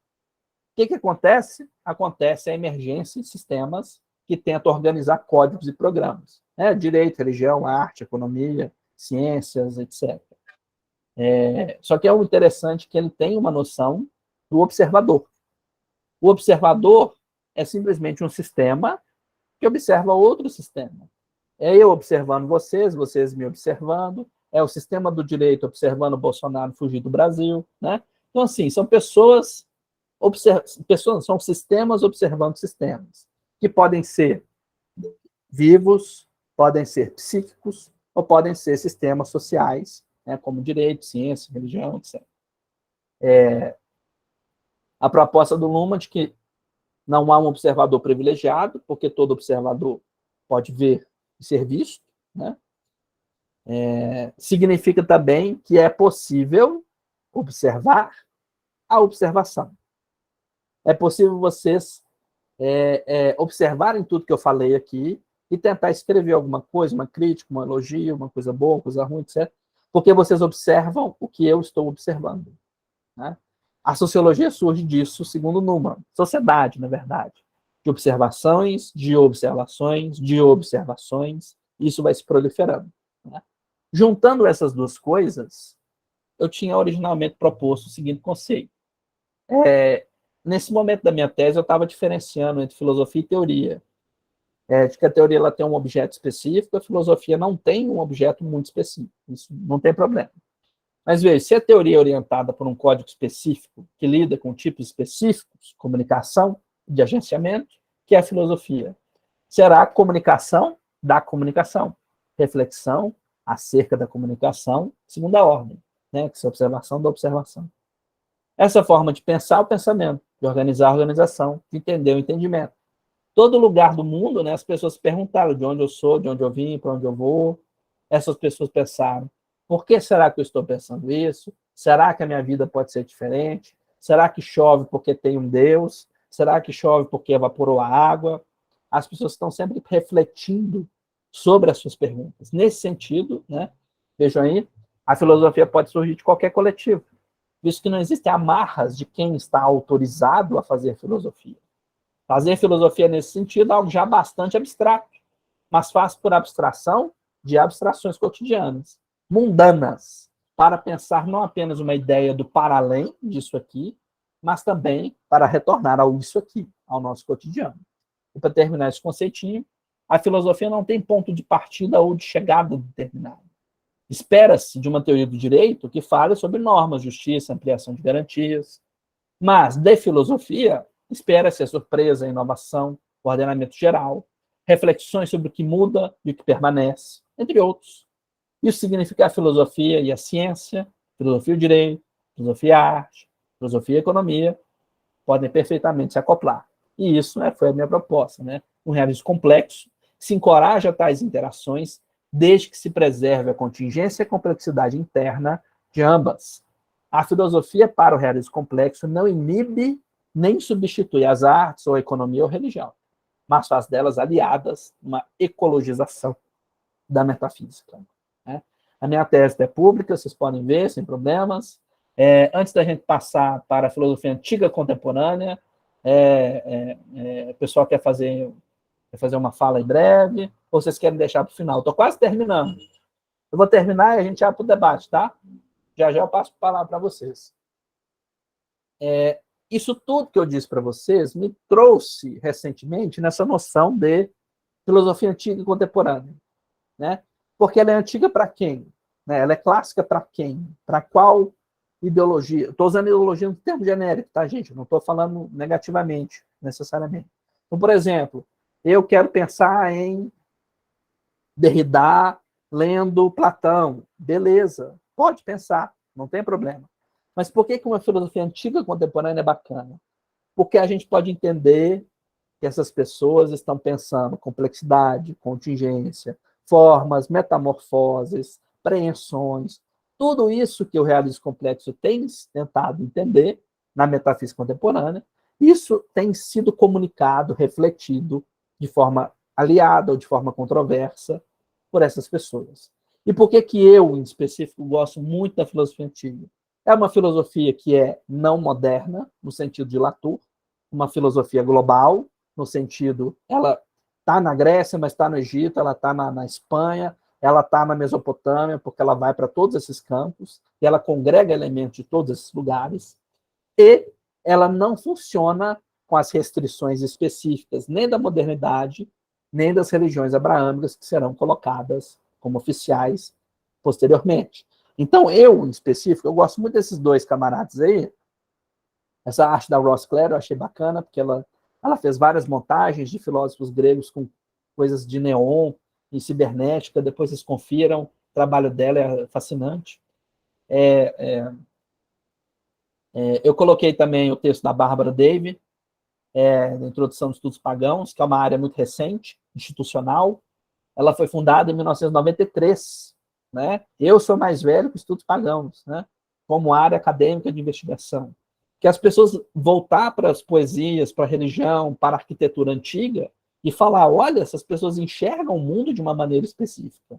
Essas pessoas enxergam o mundo de uma maneira que não tem que ser submetida nem ao cristianismo, ao judaísmo, ao islã, muito menos à modernidade. São pessoas que têm um mundo próprio, com idiosincrasias, complexidades, contingências próprias, e que merece ser estudada, né, com maior ênfase. E um dos principais caras da filosofia que mexe com isso é o Edward Butler, que está aí do lado, já traduzi muita coisa dele. Nós vamos fazer um número só de traduções dele, né, na Anansi, na revista da Estadual da Bahia. É um cara que começou estudando Plotino, Próclo, né, neoplatonismo, só que ele escreve sobre Índia, sobre China, sobre a Amazônia. Ele tem um texto muito bacana sobre os politeísmos amazônicos, né? Recomendo que vocês leiam bastante, acompanhem a obra dele, porque ele é um filósofo, né, dentro desse meio. Os outros, geralmente, são da antropologia, são da arqueologia e são da história. Isso não é defeito, tá, gente? Porque a gente precisa de gente de todos os campos. Mas o Butler, ser um filósofo pagão, lendo neoplatonismo antigo, com olhos de agora, é uma coisa tão única que me deixou tão fascinado, né, que é uma figura que eu tenho muito querido, gosto bastante do que ele escreve, do que ele faz. Gostou da ideia? Né? Faça o nosso curso, a gente começa terça-feira que vem, às 19 horas, vai ser mais ou menos o modelo que teve hoje, só que vai ser um pouco mais curto, tá? Geralmente é 1h20, 1h30 no máximo, tá? Quem quiser entrar no nosso grupo de informes, pode tirar uma foto, ou então eu vou mandar para vocês o link aqui no chat, se vocês quiserem aparecer lá para a gente, aparecer lá no nosso grupo. Tem sempre anúncios, tem revistas, tem coisas novas sendo divulgadas. Nós temos muita movimentação. Vou colocar aqui no chat para vocês. Esse aí é o nosso grupo do WhatsApp. Quem não vê o grupo pode tirar a foto, né, do slide. E quem tiver interesse em continuar o curso, para a gente ver como que tudo isso vai ser desdobrado no cotidiano deles, pensando em consequências de hoje, por exemplo, a noção de uma filosofia não centrada no sujeito, né? A filosofia grega, romana, etc., elas são filosofias que mostram para a gente como fazer filosofia não moderna. Como e por que isso é bacana. E por que isso pode nos dar muitas ideias e como que a gente consegue fazer muitas coisas sem necessariamente ficar preso nas noções da filosofia moderna, cristã, judaica, muçulmana. E a gente pode ver essas coisas como aliados e não como aqueles que mandam no jogo, tá? Então, a gente pode fazer alianças com o cristão, o judeu, o muçulmano, o moderno, né? Não tem problema, desde que a gente entenda que é uma aliança, não é uma obrigação de submissão, tá? Então, tem muita coisa para ser vista na filosofia grega, romana, nas filosofias clássicas, que nós vamos começar a partir de terça-feira. Eu convido todo mundo a fazer no nosso curso. Vou colocar aqui o link também. Esse link aí do Aptitudes tem a nossa aula aberta, eu vou colocar a gravação lá. Tem o cronograma completo do nosso curso e a inscrição para quem achar interessante para depois. Bom? Então, agradeço a todos e a todas. Vou abrir agora para vocês fazerem as intervenções. Vamos deixar gravando, mas só não vamos estender bastante, porque depois vai ficar no YouTube isso aqui, uma espécie de cartão de visita para o pessoal, tá bom? Quem que quer fazer? Tinha 2 pessoas que queriam fazer observações. Opa. Pedro Paulo. Só uma dúvida, Otávio. Você Diga. falou aliança e não obrigação de submissão, né? É isso? É. Por exemplo, Agostinho e Platão. É uma aliança perfeitamente possível, desde que Platão não seja servo de Agostinho, desde que Platão não seja pré-cristão, tá? Desde que ele seja uma figura própria, com interesses e controvérsias e alianças próprias. Aí nós temos, né, uma coisa mais agradável. Pedro Paulo, quer falar? Boa noite. Obrigado, Otávio, pela exposição. Bem interessante ver você aqui nesse suposto, né, começo da filosofia, porque eu vou ouvir você falando sempre de filosofias contemporâneas, né? E aí, você voltando a essa... Então, parece interessante ver esse movimento, né? Também, né, de um passado e de um futuro, né? Um Ion. Achei interessante isso. E também queria frisar essa ideia que você falou de quase uma impossibilidade, né? Entre o passado e o futuro, né? E como o futuro acaba retemporalizando, né? O futuro já passado para nós, acaba retemporalizando, né? Decodificando o passado, né? Você falou, né? Nesse absurdo de já ver o cristianismo antes, né? Como se fosse uma linearidade, né? Como se ele estivesse ali como semente. Acho bem interessante isso. E aí eu queria te perguntar essa fronteira entre a filosofia e a ficção, né? Nesse sentido que eu li um texto do Agamben, que ele vai falar que a ficção é uma espécie de esquecimento do local, né? No local onde você iria resolver algum problema e acender um fogo. É o esquecimento desse fogo. E como que era essa zona, né? Entre o sonho, a ficção, e mesmo o delírio e esse suposto texto mais filosófico? Não sei, eu queria também investigar essa... Só uma coisinha rapidinho, Pedro. Gente, eu estou colocando aí o formulário de lista de presença, quem quiser o certificado, tá? Tá aí no chat para vocês, tá bom? Pedro, pode continuar, desculpa. Não, era exatamente como que se dava essa fronteira entre ficção, né, e filosofia, entre poesia e filosofia, né, nesse momento, imaginando essa relação, né, de que a gente lidar com vestígios, né? Não dá para saber exatamente o que se passou, né, o que aconteceu. É um abismo. Eu não sei se... E daí, pensando na filosofia, essa filosofia contemporânea, essa dimensão também da invenção, né? Essa mistura entre a ficção e a literatura e a filosofia. Será o Deleuze uma literatura, né, do futuro? Fiquei pensando nisso. Se tem sentido esse raciocínio para você, não sei. Certo. O pessoal, na antiguidade, eles valorizavam bastante... A argumentação é retórica, claro, mas também a poesia, né? Também a maneira mítica de transmitir ideias, a maneira de você pensar coisas que são além, num texto mais positivista, talvez. Agora eu vou mudar a minha resposta. Se não tem positivismo, porque é 500 anos antes de Cristo, como que essas pessoas viam essas coisas? Veja que a pergunta muda um pouco, né? Primeiro a gente fala assim, eles não tinham pudores de transitar entre mito, filosofia, história. Você vai ler Plutarco, ele está falando um momento de Platão, em outro momento ele está falando de fortificação de muralha, né? Então, assim, da primeira maneira moderna de você olhar para trás, será que não está dentro? A primeira maneira moderna de você olhar para trás é pensar, essas pessoas não tinham esse pudor, né? Essas pessoas não tinham essa maneira de diferenciar as coisas. De um outro momento, a pergunta muda quando a gente fala por que tem que ter diferença, né? Por que será que essa diferença tem que fazer a diferença? Né? No mundo antigo, você tem as pessoas falando... O Platão cria mitos a toda hora, né?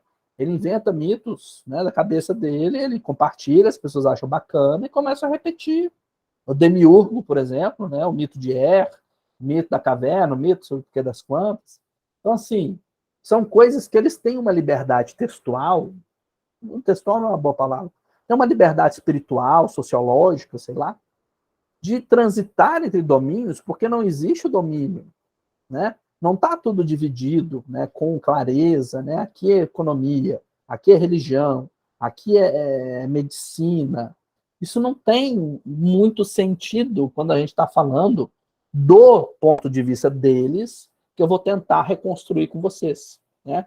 A proposta é tentar retraçar essas redes e ver como que eles enxergam e vivem um mundo que não tem a ver com superar o pudor de misturar filosofia e ficção, né? Tem a ver com viver aquilo.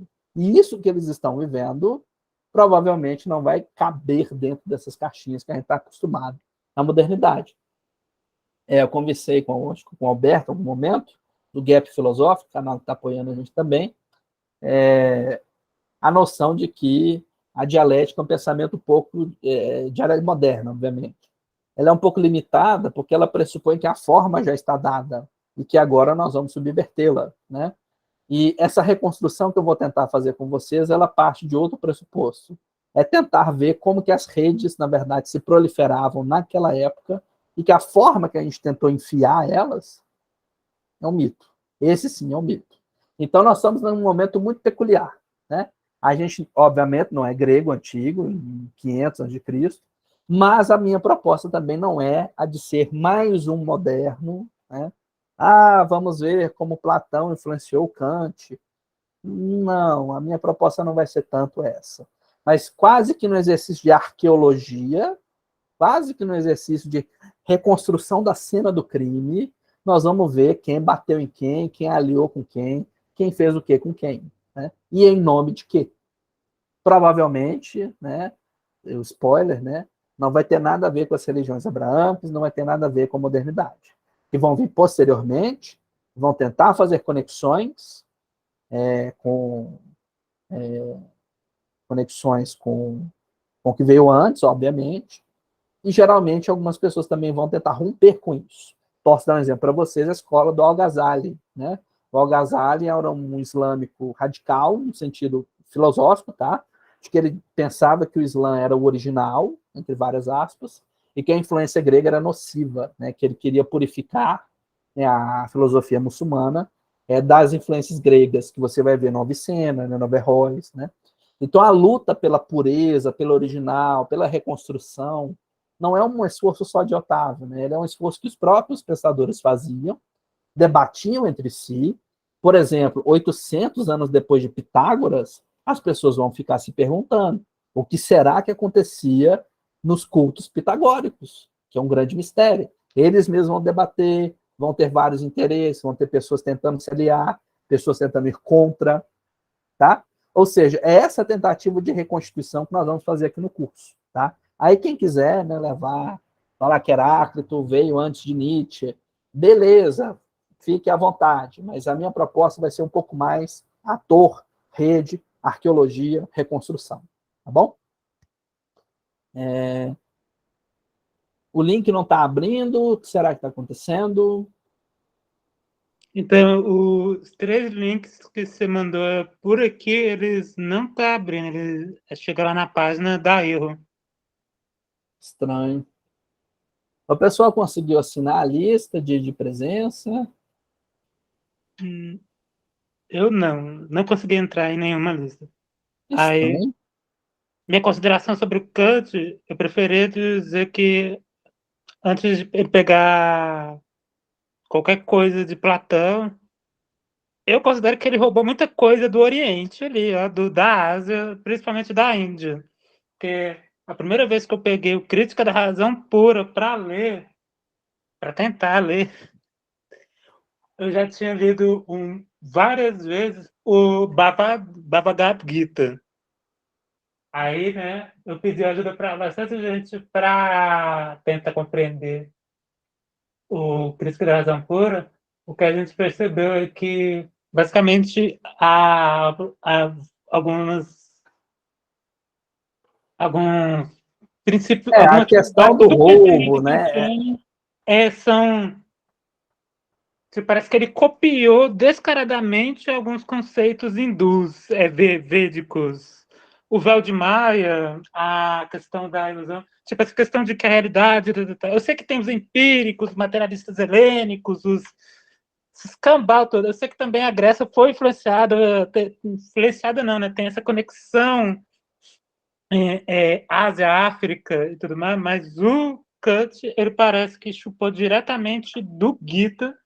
Eu sei que nessa época ele já tinha estudos, né? Porque a Índia estava sob o domínio do Império Britânico, que muitos estudos e tudo mais, mas isso não é citado, eu não sei se é citado, mas nunca ouvi citado, mencionado pelo próprio Kant, essas referências que ele fala assim, o que nós vamos fazer, esses julgamentos que a gente pode fazer dos autores posteriores, a gente pode até organizar um encontro extra, né, no final, para a gente ver o que veio, o que não veio, né? Mas nós vamos focar aqui um pouco mais até o ano 527 depois de Cristo, que é quando o Justiniano manda fechar a Academia de Platão, e até esses momentos um pouco mais para trás. Aí o que vai acontecer depois, etc. Isso aí a gente pode conversar, né, no encontro esse, né, um debate, assim, uma roda de conversa mais livre, que aí a gente pode ver, porque alguns citam, né, alguns citam mal, alguns citam errado, né? O próprio Hegel, o próprio Schopenhauer, o Nietzsche, né, são pessoas que têm um fascínio com a filosofia grega, indiana, chinesa, né? O Leibniz, né? Então, a gente pode ver isso aí depois. É um encontro mais específico para a gente debater se as apropriações foram bem feitas ou mal feitas. Vou só dar um exemplozinho. Eu concordo com as apropriações do Kant da filosofia indiana. Só que eu lembrei um caso do Leibniz que eu gosto de contar. Que o Leibniz ele recebia, né, as traduções da China e ele leu o sistema de Juche e ele ficou assim, meu Deus, né? Nossa, isso aqui é o que eu estou pensando. Aí ele escreve na carta assim, mas o meu sistema continua sendo superior porque no meu já tem Deus. E no sistema neoconfuciano não tem Deus. O que um confuciano... Eu sempre gosto de pensar do outro lado, né? O que o confuciano talvez diria? O confuciano diria, eu consegui chegar no mesmo resultado sem apelar para essa divindade. Por que esse apelo é necessário? Por que esse apelo é inamovível? Por que esse apelo tem que ser dessa maneira? Né? A gente sempre tenta inverter as coisas para ver como que talvez seria a resposta, né? Ou melhor, como seria a pergunta que eles se fariam, né, se fosse olhar para os modernos.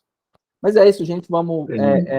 Desculpa, Otávio, só tem uma frase do Oswald que é: só me interessa o que não é meu. Lei do antropófago. Uma última perguntinha. A gente poderia considerar tanto dizer que a filosofia surge, ou considerar a Grécia como o início da filosofia, mas o principal a gente poderia considerar que é um mito dizer que a ciência, o pensamento científico teria começado ali na Grécia? Eu posso vou mudar a pergunta um pouquinho. Quando que a filosofia começou na Grécia? Né? Porque, veja, é muito interessante a gente talvez inverter um pouco a situação. Você pode pensar pela definição que eu propus para vocês, de conceito operativo, qualquer coletivo vai ter perguntas, reflexão sobre essas perguntas e tentar responder essas perguntas. Né? E isso vai gerar sistemas, ciências, filosofias, pensamentos, religiões. Né? Então, a gente pode inverter um pouco e perguntar quando que a filosofia começou na Grécia e não se a filosofia começou na Grécia. Né? A minha resposta para você é uma pergunta, eu vou deixar em aberto para a gente pensar sobre isso aí no decorrer da semana que vem. Bom? Acho que é isso, gente. A gente se encontra, então, na terça-feira que vem. Para quem for fazer o curso, quem não for fazer, obrigado mesmo assim pela audiência, pela paciência. E vou mandar o link para vocês, tá, desse vídeo quando ele estiver no YouTube. Bom? Então, obrigado para vocês. Até terça-feira que vem. Valeu, obrigado. Valeu.